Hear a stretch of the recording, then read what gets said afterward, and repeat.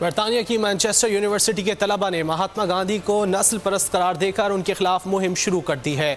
Manchester university के तलबा मकामी इंतजामिया की जानिब से गांधी का मुजस्मा लगाने पर गुस्से में आ गए और सिटी काउंसिल को फैसले के खिलाफ खत लिख दिया। तलबा ने कहा है कि गांधी एक नस्ल परस्त शख्स थे। उन्होंने अफ्रीका के सियाह फाम बाशिंदों को वहशी, गैर महज़ब और गंदा करार दिया था। ऐसे शख्स का मुजस्मा लगाने का फैसला वापस लेना चाहिए। सिटी काउंसिल ने कैथेड्रल के सामने गांधी का 9 फीट का मुजस्मा लगाने की तजवीज़ मंजूर की थी।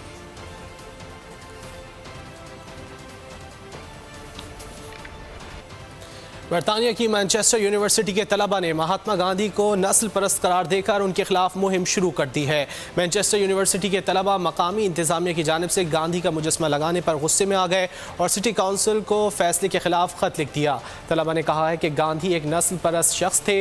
उन्होंने अफ्रीका के सियाह फाम बाशिंदों को वहशी, गैर महज़ब और गंदा करार दिया था। ऐसे शख्स का मुजस्मा लगाने का फैसला वापस लेना चाहिए। सिटी काउंसिल ने कैथेड्रल के सामने गांधी का 9 फीट का मुजस्मा लगाने की तजवीज़ मंजूर की थी।